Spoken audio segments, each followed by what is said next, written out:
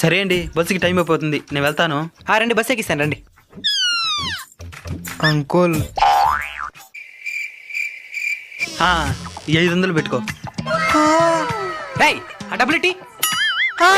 చిన్నపిల్లలకి డబ్బులు ఇవ్వకూడదండి, అదే అలవాటు అయిపోతుంది. పర్లేదండి, ఇవ్వండి.